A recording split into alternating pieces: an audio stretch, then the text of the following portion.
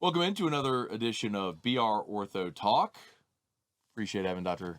Cate Riche in with us today. How are you? Good. Thanks for having me. It's our pleasure. I think one of the really cool things about getting to do this is, yes, talking about all the doctors and your subspecialties and what you do and advice for patients and things like that. But I also think it's a great opportunity just to get to know doctors because we, as a patient, we come see you and we're in a consult room for 10 minutes or 20 minutes, whatever it is. And is it fair to say generally people, when they go to the doctor, are maybe apprehensive or, nervous because of what's ailing them? I think some people are, some people aren't, but everybody's different anyway. Some people will offer you more of their personality when you even just meet them in the doctor's office. Some people will say nothing, and trying to even figure out what's wrong with them is like pulling teeth out. And so you don't always get to get on a personal level with all your patients because sometimes there's not enough time, or sometimes they just don't provide you with enough information. For So, sure. so tell me about you. Give me the origin story. So I am actually from right outside of Boston, Massachusetts. Okay. I do hide my accent just so no one can figure out where I'm from. All right, hit me with it. I got to hear it. I can back my cat and have it yad if you need me to. That was so good. Oh, when Ted came out, it was terrible because everybody was like, "Oh, do the bit, do the bit." I'm not doing the bit. That's so good. There may or may not be a recording of the bit going around the office I love it. from back then. So I'm from the North. I did all my training in the North, Dartmouth College, then Cornell for medical school, and then I went to Harvard for residency, which is in Boston, and that's where I met Kevin Riche. And I guess you would say the rest is history. Yeah. But you'd be amazed at how the Southern gentleman can woo you. I mean, in Boston, they're closing the door in your face. Kevin's there holding your jacket, opening the door for you, cooking. And then you get here and he's like, every man for himself. No. But that we fell in love. He was coming back here. I ended up doing my fellowship at Baylor in Dallas. And then I guess there's where the rest was history. We got engaged, we got married, and here we are working in the same place. Dartmouth, Cornell, Harvard. You're just a real underachiever. I try. Was that always going to be your path? I always wanted to go to Dartmouth. I knew that, and I always wanted to be a doctor. And then Why did you want to go to Dartmouth? So when I was in high school, I was a swimmer, and on the summers, I swam up in Vermont, actually.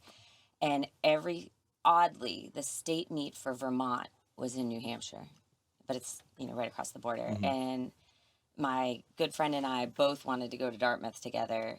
Unfortunately, I got in, she ended up going to Duke, which is a great school, but Duke is a great school. so that's how I ended up. The campus is just beautiful, but I'll tell you what they don't advertise in the brochure is the 4 to 6 feet of snow that's there all winter. Well, don't you deal with that with Massachusetts? Yeah, it's just not as hard. And I guess you're not like trudging out there in, boots and your whole outfit just trying to get from one class to another. But it was great. And you've lived now in Louisiana for how long? 14 years. So you've heard this many times. I'd prefer the cold than the hot because I can always put on more clothes. And the people who say that have never lived in a place where you get 4 to 6 feet of snow for 6 months, 7 months out of the year. Yeah. And I think really it would probably be better if we all just moved to California where it's like tepid year round. They have their pluses and their minuses. Somehow, by some miracle, my entire residency, I never really had to shovel myself out at like 4 a.m. with a ton of snow.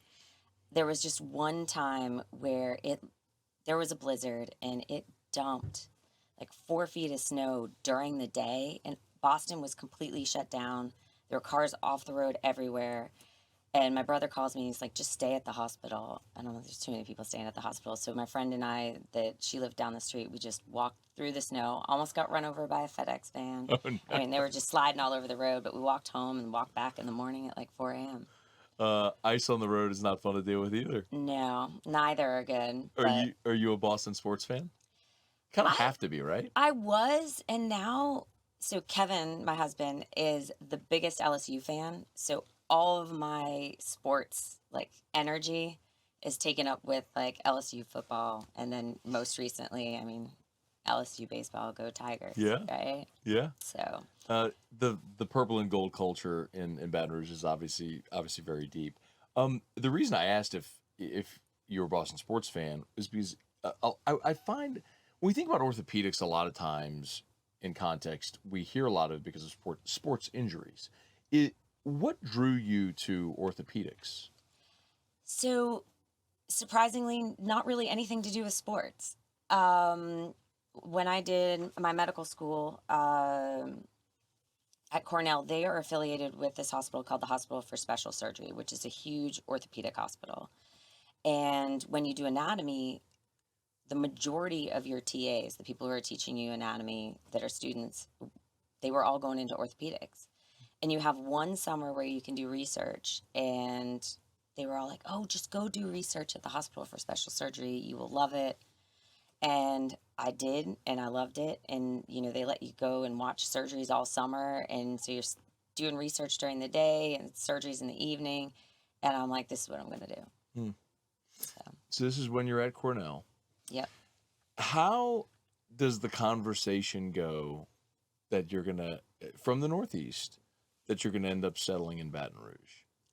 So I don't think I believed it until it actually happened. So um, I did move to Texas, and I had like that warm up year in the You mentioned South, Baylor. Yeah, so I was in Dallas for a year. Okay. By the way, anybody who tells you that Dallas is cooler than Baton Rouge is lying. Okay. It was 116 degrees the day I moved in. Oh, you mean like air temperature cooler? Air I temperature thought you meant as cooler. far as a city. Yeah, well, Dallas and Baton Rouge are a little different size. temperature cool. Temperature cool. They have different. I mean, I didn't do a ton in Dallas though. Right. Every weekend I was flying here or Kevin was flying up, so we could hang out with each other, and the rest was work. So, Sure. we went to some good restaurants, but temperature cooler. Yeah. Dallas is hot. Yeah. Texas is hot. But that kind of like acclimated me to the temperature.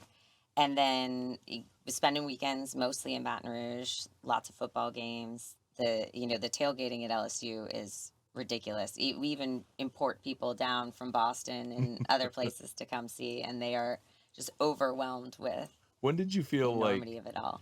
it's true though, right? Like culturally, not only the South, but the southern part of Louisiana is even unique to the rest of the southeastern United States. Like it is. It's kind of like its own little cultural bubble. Um, when did you feel like you started to adapt? I would say it actually took a good amount of time, like 6 or 7 years. Hmm. I mean, you're working most of the time, so you're not meeting a lot of people and making friends outside of work. And you're kind of getting used to people talking to you.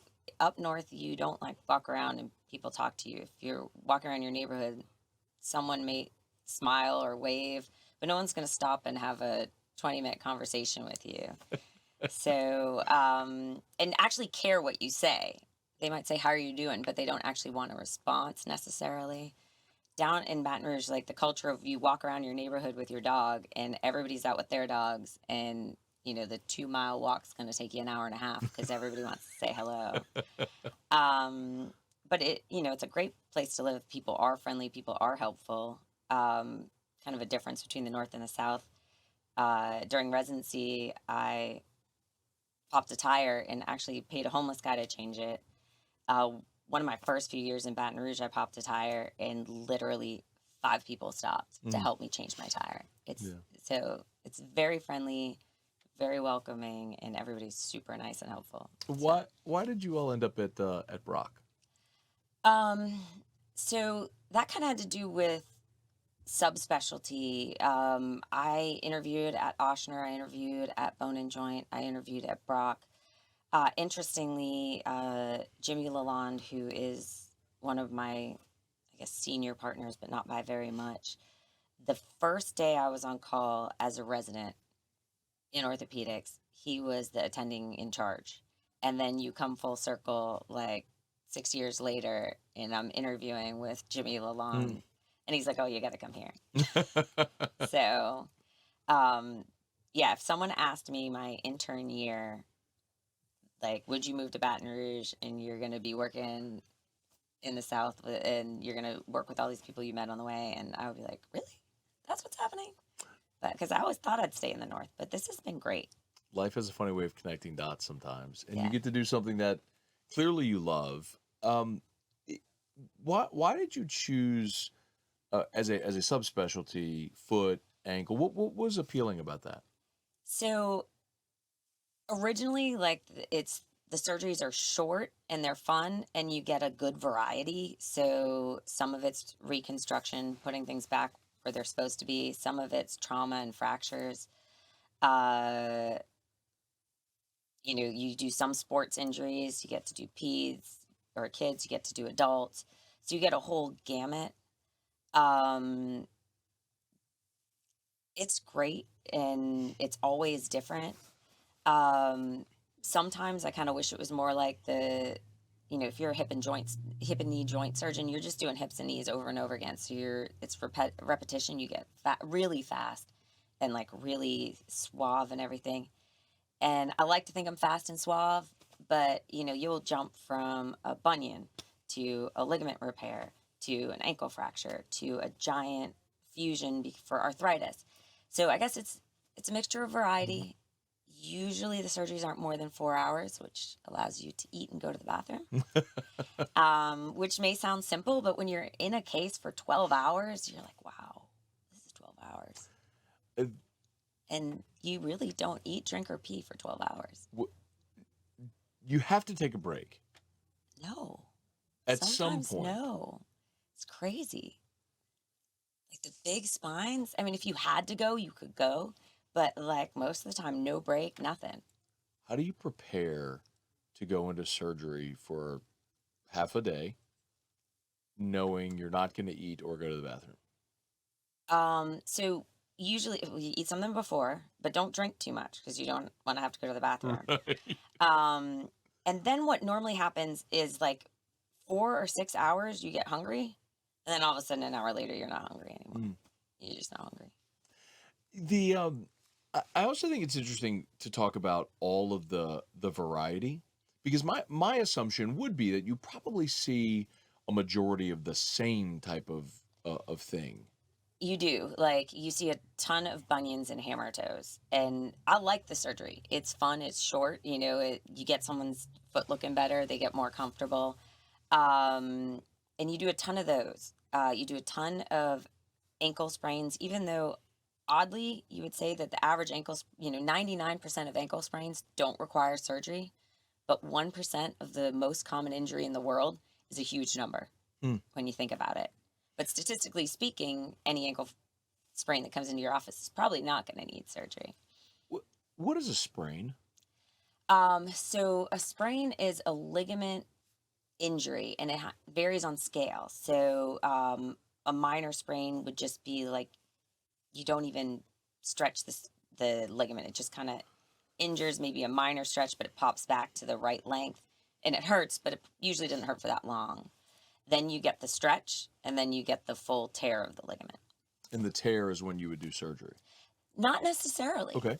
So for an ankle sprain, the ligament itself is actually the last kind of check rein or bastion to your kind of ankle dislocating. The first is that your muscles just hold it in place. And so most of the population can just hold their ankle in place and it doesn't really matter because they've trained their muscles and subconsciously it just holds the ankle where it's supposed to go. Um, and it's the smaller percentage, the 1 to 2% that tear and for some reason their muscles won't hold it in place or worse, in the sprain they tear their muscle or tendon at the same time Mm. and something else is going on. So 1% of an ankle sprain is the most common injury in the world. Yeah. Well, it's orthopedic injury, I guess. Okay, no, that makes sense. Sure. Yeah. So, and ankle sprains can happen any kind of way. Yeah, I mean, you could be just walking and twist your ankle and be like, wow, that kind of hurt, and just walk it off. But we don't see those. So, at what point do you advise someone to come see you? So anything that you really, it doesn't get better within a couple days, a ton of swelling, every step is pretty painful. A lot of people just say they hear a pop. And then you want to know, well, did I pop and pull the ligament, or did I pop and pull off a piece of bone, or worse, you know? Um, the ankle sprains when you twist and you just walk it off, obviously you do not need to come in for that. And but if you're having persistent pain a day or two later, it's probably better to get it checked out and just make sure there's nothing wrong. You may walk out of the office and be like, well, not doing much of anything with this, but hey, at least it's not broken, right? I want to talk about breaks, but what kind of this is really interesting to me about surgery for a sprain. So what type of surgical intervention is there for a sprain? Like what would you do? So it varies on what their ligament looks like when you get in there. Most people will sprain and they'll have good tissue left, and you basically can just retighten the ligament back to the bone. And that can be done a lot of ways. You kind of tighten it through drill holes, you tighten it and put in an anchor. Now there are kind of, I just call it an artificial ligament for a better way to explain it. It's, layman's terms. But it's something called an internal brace. And it's basically two anchors with kind of a thick tape, which is really suture. It's about 4 millimeters in width and only a couple millimeters in thickness. And basically what you do is you put the person's native ligament under it and sew it down, and then you end up putting it on top, and it's used to hold the two bones together. And that is really kind of, Tua, I believe, had that when he sprained his ankle to support it. They call it a tightrope procedure? Yeah. Is Well, that right? so the tightrope is different. That's for the syndesmosis. Okay. And that is basically the same suture material, but between two washers to hold the tibia and the fibula together. That would be what is truly called a high ankle sprain or a grade 4 ankle sprain, which is a tearing of the syndesmosis, which is between the tibia and the fibula bone. Now, I watched Kevin walk out of the house with a pelvis today. I'm like, man, I should have brought an ankle. You want to have the model Yeah. in there so you can see. But when you tear your syndesmosis, that is pretty much always operative. The shin bone is the... So tibia is the big shin bone. Right. Fibula is the small little bone. On the side. On the side, yeah. Got it. So So ankle sprains are the most common. Is that most commonly what you deal with? not really. I mean, Okay. so it's since there's such a variety. I mean, you see a bunch of ankle sprains, plantar fasciitis, which is probably the bane of everybody's existence. I pretty much think everybody in the world is going to have it at some point in their life. Okay, can we talk about that? Do we have to? No, just kidding. Well, I'm sure you do all day, but Yeah. you definitely hit a literal pain point. Yeah. What is plantar fasciitis? It is inflammation of the lining of the foot. And so your calf muscle becomes your Achilles tendon, and then your Achilles tendon inserts on your heel, and then pretty much the same fibers wrap around and become the lining of the muscle. So I think of it kind of like a pulley system. And when that whole area gets tight, it's going to give it its weakest link. And usually the weakest link is exactly where the plantar fascia fiber is attached to the heel bone. And so some people get it through the arch, but most people get it right under their heel. Does the shape of my foot contribute to that? It can. Isn't that a common? Is that a common So myth? it can only in the way that it can alter the tightness of the Achilles or alter the tightness of the arch. So super high arch people tend to have a tight arch itself, and then super flat-footed people have a tight Achilles. But really, it can happen to any shaped foot, and it really does. So I'm a sneakerhead. I'm wearing Air Force Ones, very flat bottom. Does my shoe have an impact on? So one good thing about a flat bottom is you're constantly stretching out your Achilles when you walk. You get your foot down to flat, which actually is protective, and they have great cushion. I mean, really thick sole. They look pretty cool too, right? They look great. Wearing high heels all the time is really bad, because then all of a sudden, if you don't wear high heels, your Achilles is super short and you're stretching through that whole area. So we talk sprains. People know about plantar fasciitis, and I think it's good to have those sort of the background there. What else do you sort of most commonly see aside from from that? So, fifth metatarsal fractures are very common. What is that? The break of the bone that is on the side of your foot. Okay. Luckily, luckily for the population, most of them are also non-operative. But that is something that definitely needs to be treated appropriately so it heals up well. Ankle fractures, very common. Tendon injuries, either the Achilles, which is your heel cord, your peroneals, which are the tendons that balance you on the outside of your ankle, and your posterior tibial tendon, which is the tendon on the inside of your ankle that also holds up your arch. Lots of arthritis. Mm. Arthritis in the foot is common. The heavier the population is, the more likely you are to have arthritis in your foot. So, And there's nothing to fix arthritis. no, not really. So you more treat it than fix it. In the foot and ankle, there are ankle replacements. They've been around for probably 30 or 40 years now, but they're just not they don't have the longevity that the hip or knee replacement has, but they usually can last 15, 20 years or so. Pretty much all the other joints you fuse, so you get rid of the joint to get rid of the arthritis, which gets rid of your pain, but it's not truly a fix. It's just kind of changing it. If you think about, well, you fixed my pain, then you fixed the problem, but you lose the motion in that joint, which changes your foot a little bit. There are temporizing things for arthritis, braces, inserts, steroid injections, things like that, anti-inflammatories. But there's no way to put the cartilage back in there. Right. Now, there are things called osteochondral defects, or little tiny areas of arthritis that can happen in the ankle. Those we actually have a way to go in and try to get the cartilage to grow back, or go in and try to get artificial cartilage or new cartilage to grow, basically, like filling in a pothole. Is there anything that the population can do aside from being healthy and not, you mentioned people that are heavier, Yeah. to prevent or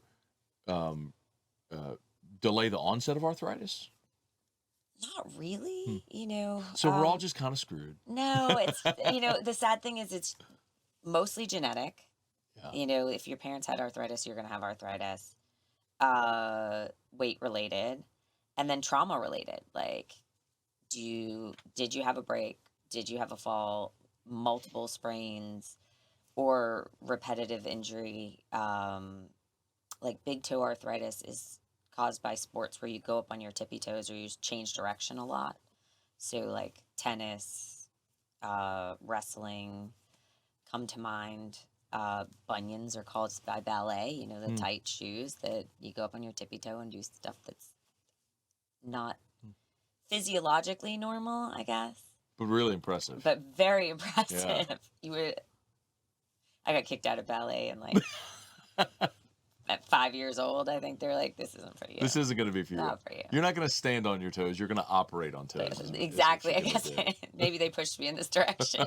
To make sure that you just continue allowing all the wonderful ballet. Yeah, they were like, let someone better do this. We haven't talked much about toe injuries as well. We've all stubbed our toe. Yes. Everyone's kicked a bed frame. You've done something to stub your toe. Is the best plan of action just to let it heal? Just things you could do for that? There are definitely things you could do for that. And those, toe fractures have been some of, kind of those sad moments where you're like, I can't believe this took so long. The one that is, I cannot emphasize enough, is if you are bleeding, something probably needs to be done. Okay. Now, maybe you just cut your toenail or something like that and that was bleeding. But I've had people come in 2 or 3 days later, literally with the toe bone sticking out of the skin. And they were like, well, they just said it was a toe. I'm like, no. No. If it's sticking out of the skin, we gotta clean that so you don't lose that toe. Sometimes if you come in early, if the toe's pointing that way or the other way or whatever, we can straighten it and you're going to do much better than waiting and finding out that we got to go back in and break it.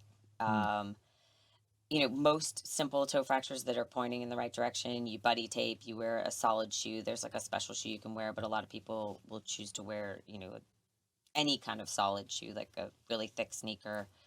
Um, but some of the saddest moments are when, someone's got a toe bone sticking out and it's like 2 or 3 days later. And you're like, no. And then the other one is when the toe is like pointed that way and it's been a week or more. So what do So you do in that case? sometimes, well, the ones that are open, you got to bring them to the operating room and wash them out. And usually it happens that day, Right. or if it's late in the afternoon, early the next morning. Um, the ones that are crooked, usually you can numb up the toe and pull it back into the right position right in the office. And the earlier, really, the better, Hmm. because it's just easier to manipulate and move. Every once in a while, you'll get a toe that is stuck out there, and you'll try to manipulate it in the office, and it won't work, and you'll have to take them to the operating room and open it up and put the toe in the right place and pin it. Um, that's very, very uncommon, but it happens. Do you ever deal with amputations as well?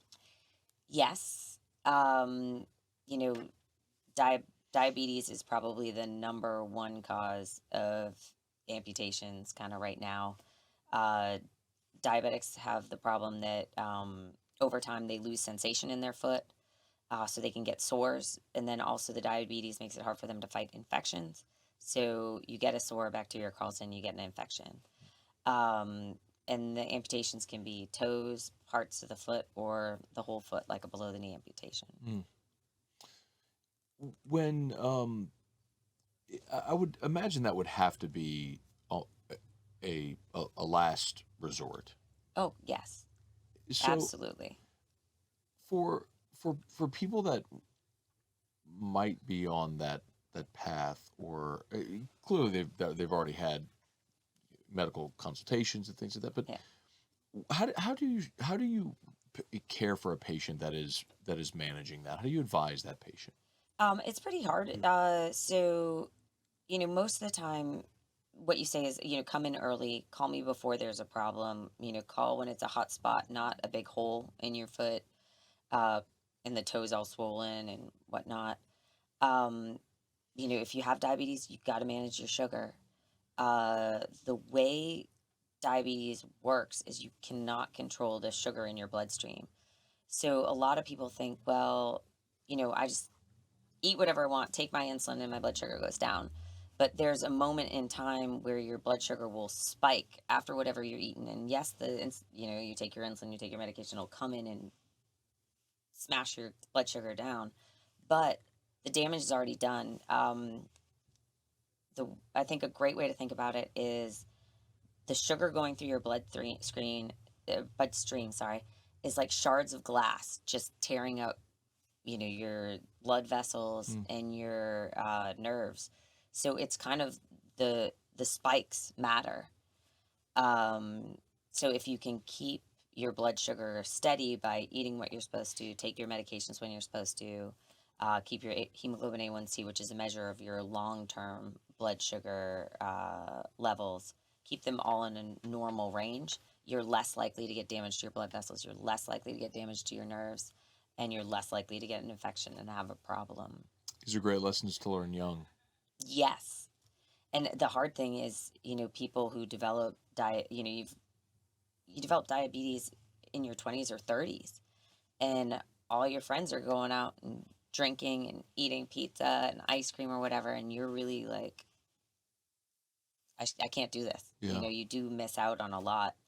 I think, it's still tough, but if you were a juvenile diabetic, you've been forced to eat healthy your whole life.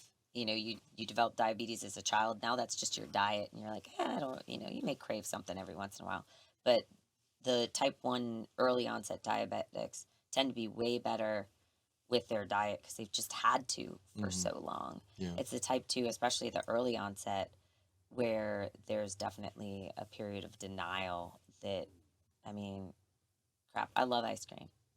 I'll eat a lot of ice cream. So, that kind of change would be really tough. Yeah. Yeah. You and you do deal with both pediatrics and with adults. Yeah. So, foot and ankle issues, it spans everything. We don't see a lot of babies, but young kids all the way to the very elderly, different types of problems. I think uh, the biggest difference is a lot of times the kids don't even want to talk to you. You know, they don't want to give you a Mm. story. And so you're counting on the mom or the dad to, or the caregiver of whatever to give you the story. I would imagine that in your profession, there are a lot of very rewarding moments like that, bringing people to health and through traumatic injuries at times. There definitely are. And that's what makes it worthwhile. Yeah. When you start to think about um, orthopedics, and I would imagine even how far the profession has come in even the decade and a half just that you've been at Brock, uh, where things might be with advancements in the next 15 years or 20 years. Do you give much thought to that? I do. I'm sorry. I actually think that a great advancement will happen in arthritis. Like you said, you're like, there's no way to fix this. I think that maybe not in the next 10 years, but maybe in the next 15 or 20, we'll have an injection that you just inject and the cartilage just grows back. Wow. You know, if you think of the difference, like PRP, stem cell injections, they're all these biologics are really in their infancy. We don't really know how they work or how you can say, we're going to take this stem cell and tell it to become cartilage. But I think that will happen. And hopefully it'll happen the other way where you're going to take this cancer cell and tell it to be normal again, too. Mm. But I think that's where the most growth will happen. Yes, we'll make advancements in materials for plates and implants and things like that. But I mean, if you could just say, "Hey, I'm going to inject you with this thing, and you're no longer going to have arthritis," I mean, everybody would sign up the next day. Amen to that. So, When you came to Louisiana, you got to experience this culture. How does your husband Kevin do going back to Boston? oh, he does fine. Everybody loves Kevin. I think my friends like Kevin more than they like me, and he's a hugger. The girls love that. They're like, he's the best hugger. But yeah, he does fine in Boston. I think he finds us loud. My family and friends are very loud, and we talk over each other constantly. And that is not, at least, it's definitely not the Kevin Riche way. He wants to finish his statement before you interrupt him. And I mean, my best friends, we will go through a whole weekend and never finish a single conversation. The other person will just talk louder over the other person. So that's probably the biggest culture shock for him. But he does well everywhere. Everybody loves him. This has been our pleasure. Thank you. Thank you. It was great coming here.